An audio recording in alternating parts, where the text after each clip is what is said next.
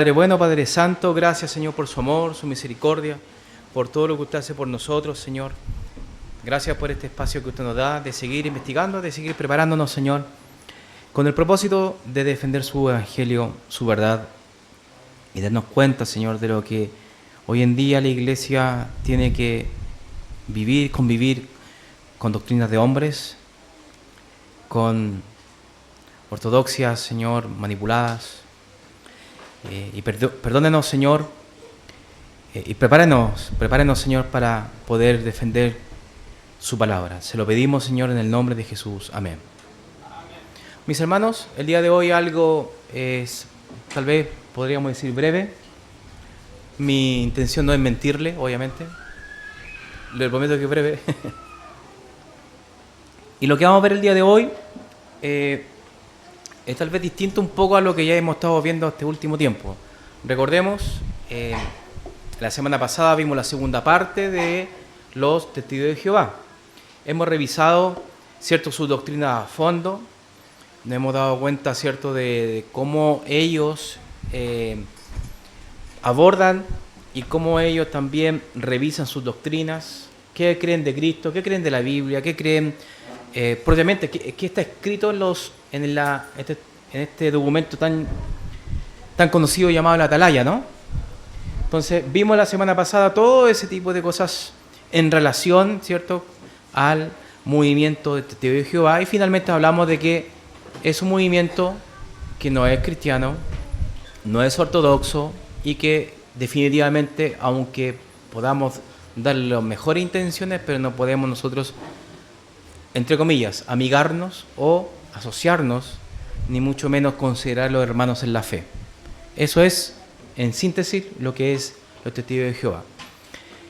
Y la secta que vamos a revisar el día de hoy, mira inmediatamente cómo se los presenté. La secta es una secta bien llamativa. Generalmente cuando uno está trasnochado, uno ponía un canal de televisión y cuando, no sé si el canal 5, canal 4 o el canal, no sé puntualmente cuál era, y siempre de repente me despertaba una propaganda, que en ese tiempo se decía así, propaganda que decía: pare de sufrir. Y justamente lo que vamos a ver el día de hoy, la Iglesia de Jesús, la Iglesia Universal del Reino de Dios, Jesucristo Señor, creo que así se dice, algo así en portugués, pero conocido coloquialmente en nuestro contexto latinoamericano, contexto chilensis sobre todo, es el pare, los pares de sufrir, ¿cierto? ¿Quiénes son ellos? Inmediatamente tenemos que enfocarnos a una persona, siempre el mismo patrón, hermanos. De hecho, usted se da cuenta de que nombramos una denominación, vemos que hay iglesia, pero siempre hay un fundador en todas las cosas. Yo creo que eso es crucial para poder analizar siempre el contorno y qué tan verídico y qué tan proligio es el movimiento que estamos nosotros analizando, ¿cierto? Siempre va a ser así.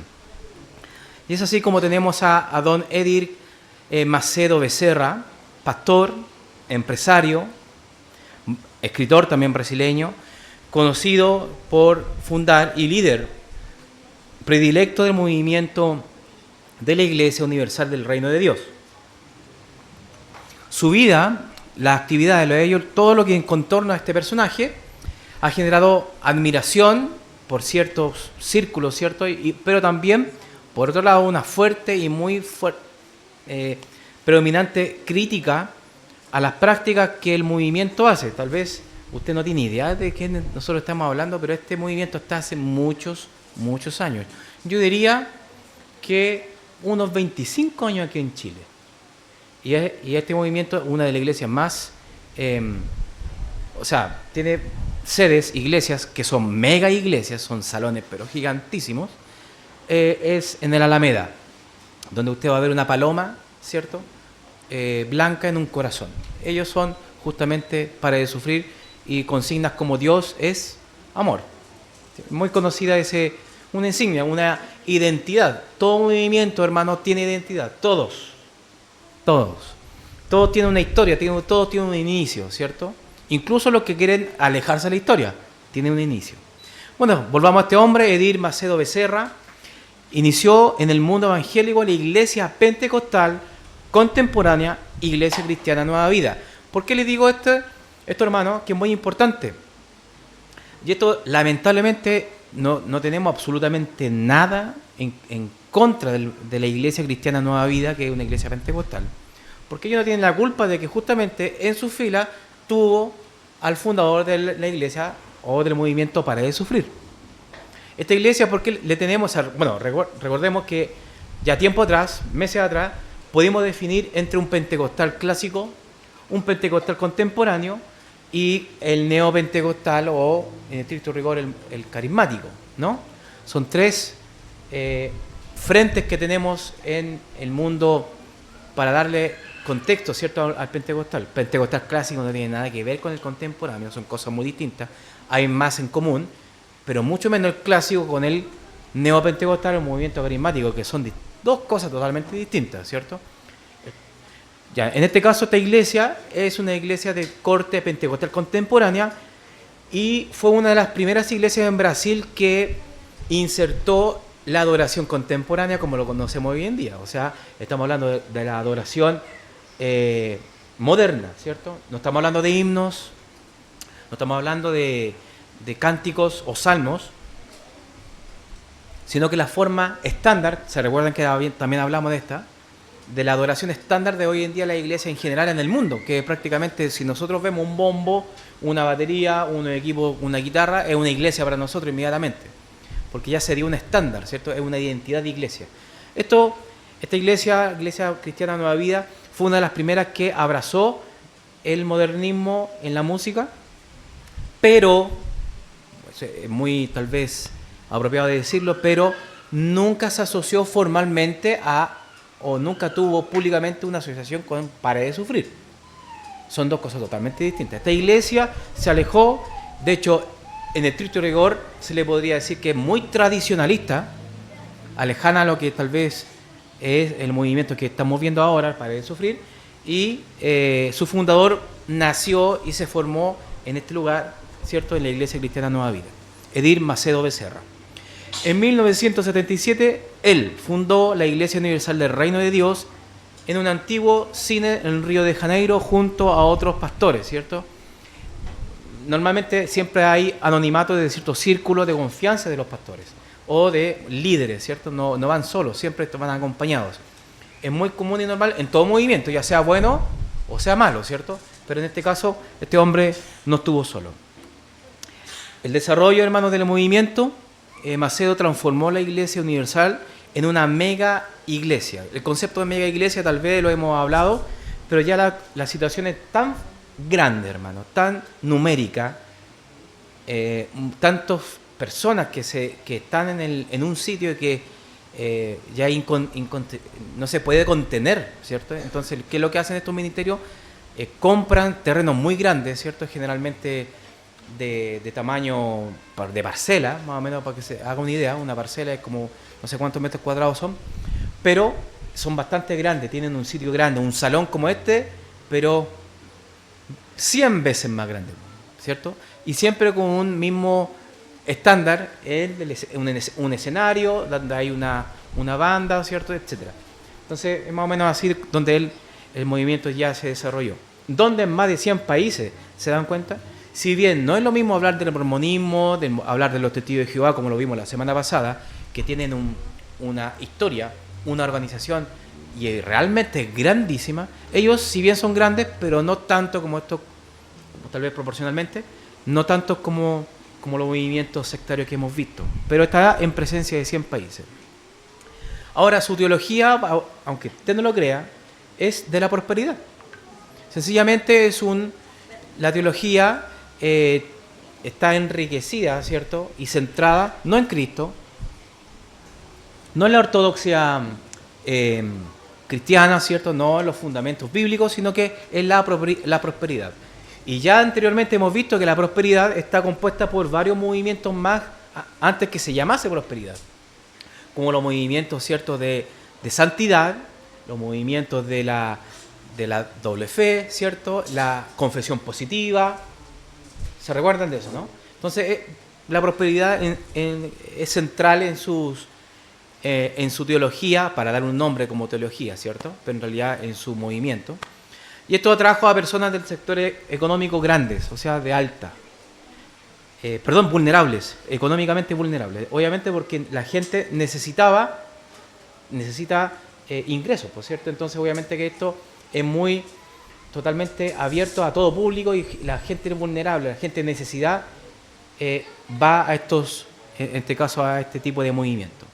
Eric Macedo compró la red Record, que es una de las mayores cadenas de televisión en Brasil. Hermanos, tal vez nosotros no lo vemos porque no es nuestra realidad, pero, o de hecho, no lo vemos muy presente, años anteriores sí, pero ellos tienen una señal, creo que una señal abierta aquí en Chile, una señal que aparece en todos los canales HD. No estoy muy seguro si es un fragmento o un arriendo que ellos tienen en cierta señal, pero si usted se da cuenta que después del canal 13, es muy coloquial lo que vamos a decir, pero después del canal 13 está el canales abiertos de señal HD, por ejemplo, está Enlace, más adelante está, no sé, la radio Bio Bio TV, y así, ¿no? Ya, por ejemplo, así es son los canales abiertos, que en toda televisión está en el aire. Entonces creo que ellos tienen un canal o un espacio en un cierto canal.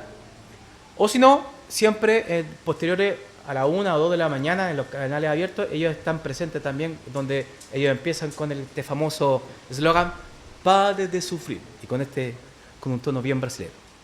¿Sí? Lo podemos identificar. Bueno, mucha plata, hermano. Muchísimo dinero. Dinero. O sea, muchísimo dinero manejan estos hombres. Mucha plata, ¿cierto? Mucho dinero. Su fortuna lo posiciona como uno de los líderes más ricos del mundo, hermano.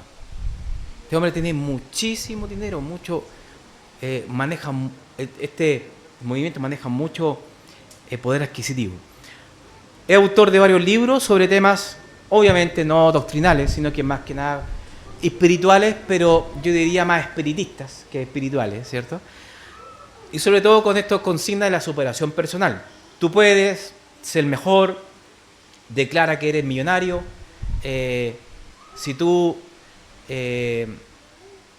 lo haces y lo piensas, va a ser una realidad. Entonces es bastante peculiar el movimiento. Este autor, ¿cierto? Autor de varios libros, pero siempre con la misma retórica. Reconocido este movimiento, no aquí en Chile, por lo que sea hasta el momento, y en varios países, pero creo que en 2 o 3 países es reconocido no como una secta, sino como una religión oficial cristiana. En Brasil es muy reconocido y sobre todo por su apoyo, ya que este movimiento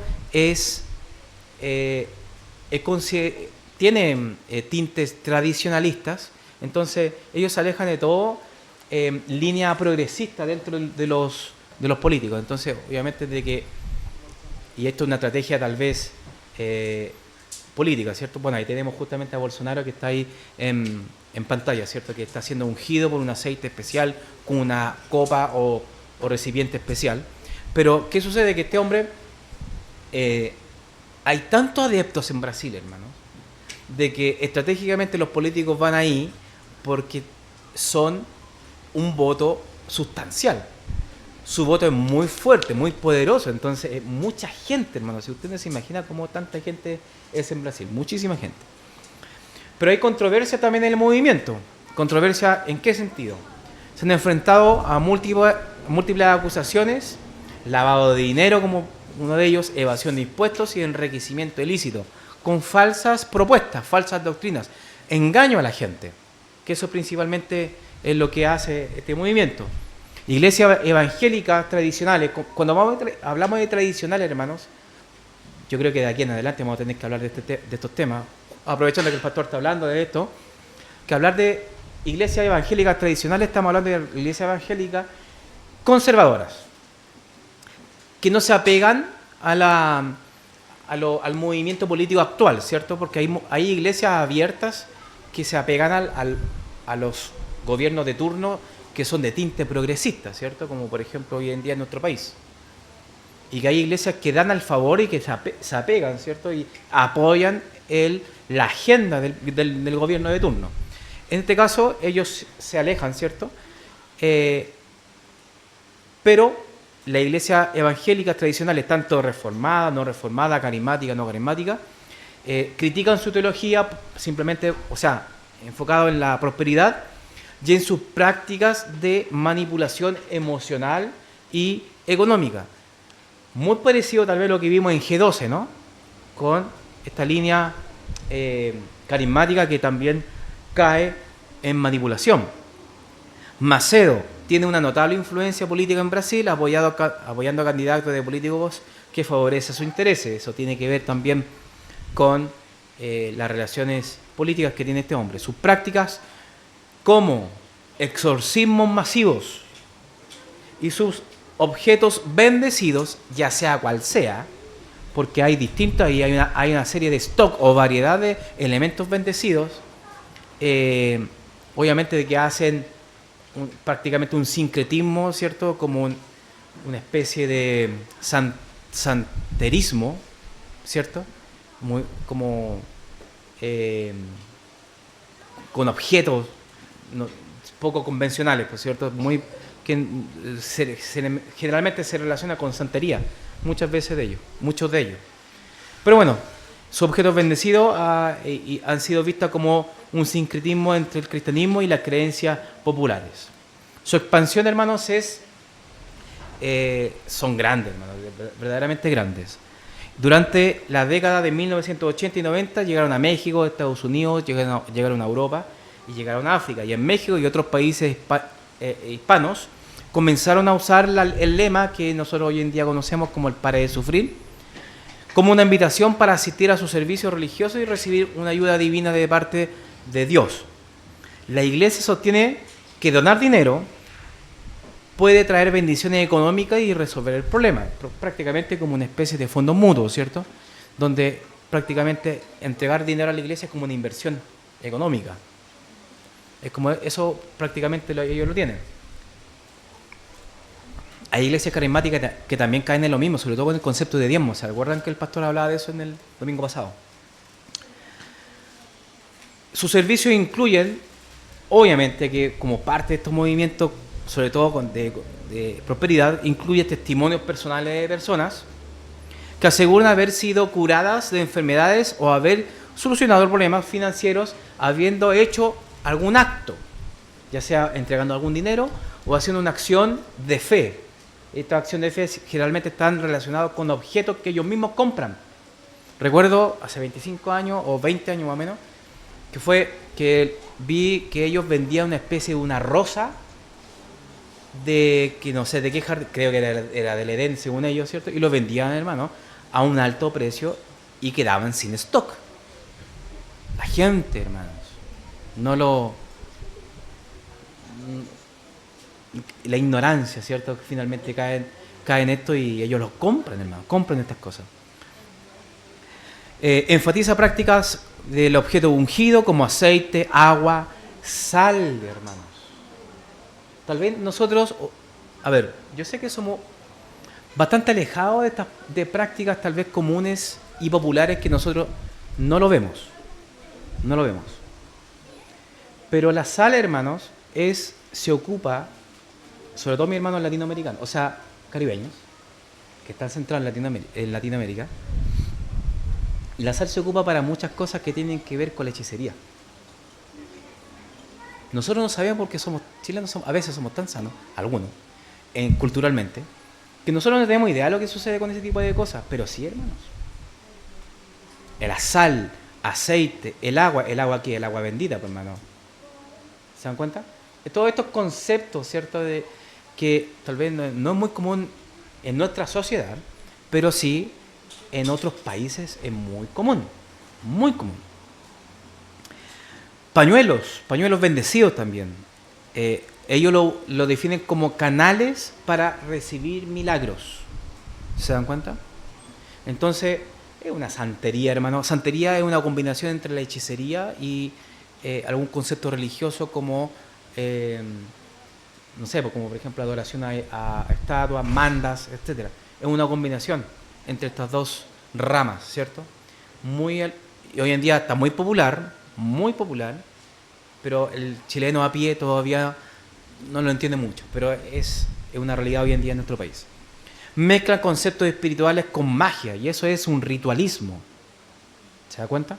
Entonces parece evangélica, parece una iglesia como muy de la prosperidad, como muy común y corriente, pero es mucho más allá que eso, mucho más allá.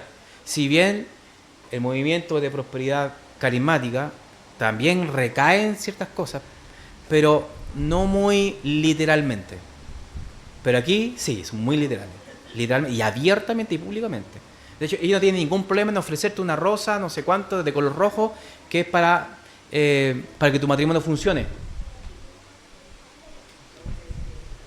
A 15.000 pesos, hermano. Tengo una rosa en la casa, estoy pensando... No, mentira, no, broma. Bueno, si ustedes se meten en la página de internet de ellos, porque hay que verla ahí donde las papas queman, ¿no? Ahí, hay que mirar más o menos de qué se trata esto.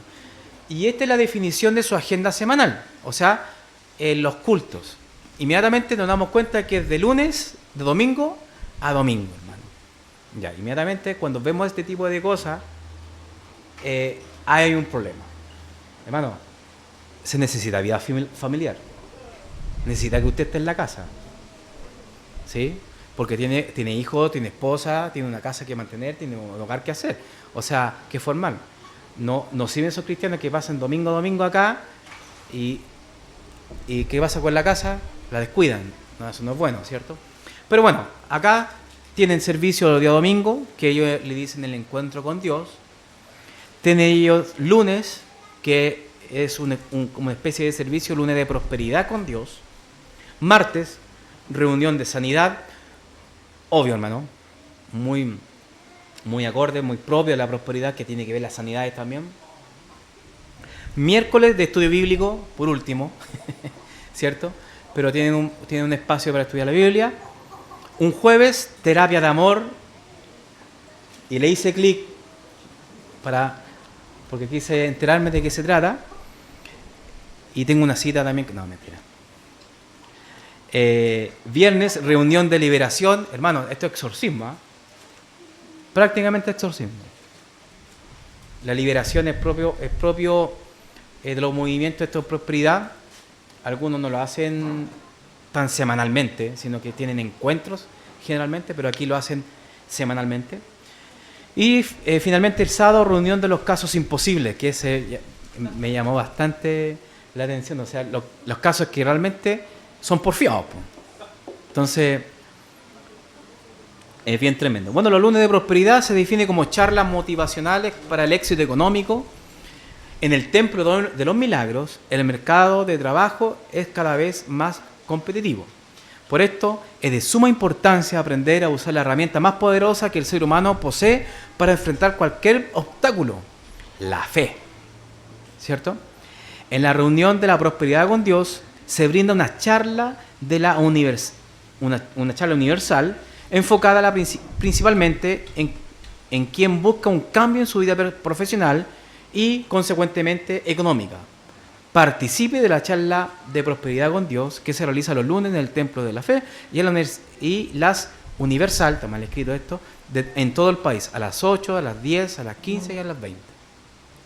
Bueno, prácticamente todo el día. Pero sí, ¿se dan cuenta? Yo creo que esta mala traducción es porque tiene que ir por el portugués, posiblemente. Pero bueno. Le hice clic, pues, hermano. Terapia del amor. ¿Qué quiere decir esto? El significado del amor lamentablemente fue cambiado por el paso del tiempo. Hace unos años, uno de los principales anhelos del ser humano era elegir a la persona correcta a quien valdría la pena envejecer. Una persona en que se ajustará a sus principios y estuviera apta para formar una familia, dejando un legado para las próximas generaciones. Pero el tiempo pasó. Las personas se volvieron más individualistas, difíciles de convivir, tienden a ser indiferentes con su cónyuge y no realizan los sacrificios necesarios para mantener una relación sana. Por eso, no es de extrañar que las relaciones de hoy en día sean tan vertiginosas. Ante esta situación actual, la Iglesia Universal, realiza las reuniones de terapia de amor para que mediante las enseñanzas las personas aprendan a superar los traumas del pasado, construyan su matrimonio o se preparen para empezar una relación sana y bendecida. Si usted quiere aprender de estas reuniones, participe en los jueves a las 8, a las 10, a las 15, a las 20, en el Templo de los Milagros y en la Avenida Libertador.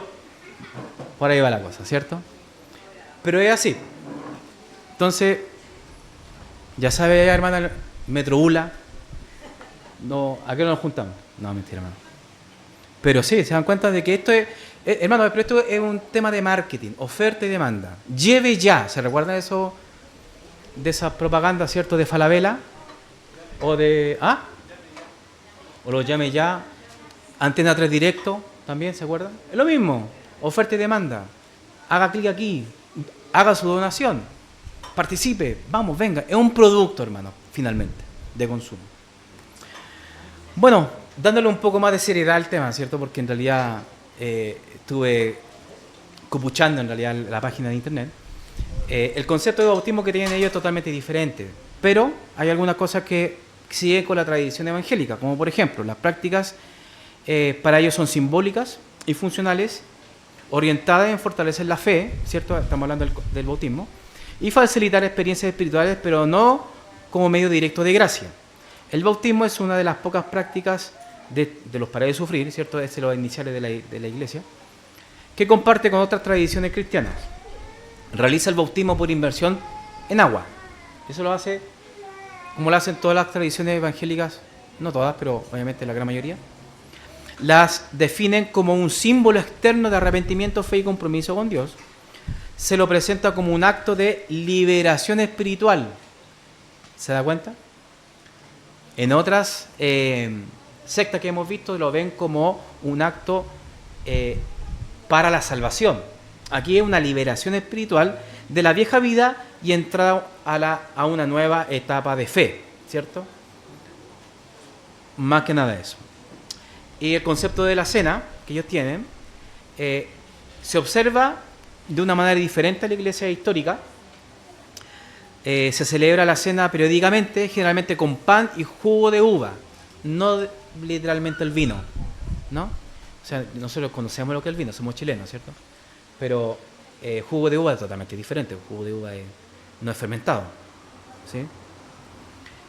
La participación está abierta a los miembros que consideran ser espiritualmente preparados, o sea, esto es totalmente abierto y muy subjetivo, ¿sí? Muy subjetivo. Para ellos la Santa Cena es un acto conmemorativo de la muerte de Jesús y una forma de renovar el pacto con Dios, totalmente diferente a lo que nosotros vemos la Cena del Señor como un acto simbólico, conmemorativo, pero adicionalmente con la presencia espiritual en los elementos.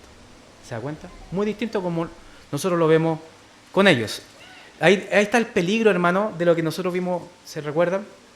En la confesión de fe. Es que cuando simplemente un ritual o simplemente una conmemoración, se le baja el estándar de lo que es. Porque ya no tiene tanta importancia. ¿Se dan cuenta? Pero bueno, otra cosa llamativa, hermano, lo que estamos viendo es penoso, hermano, pero en realidad lo que está pasando ahí.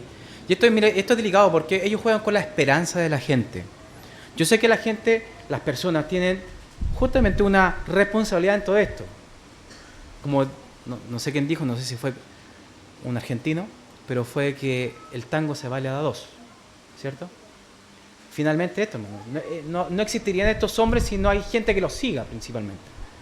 Entonces, lo que estamos viendo ahí es que ese se llama el manto sagrado.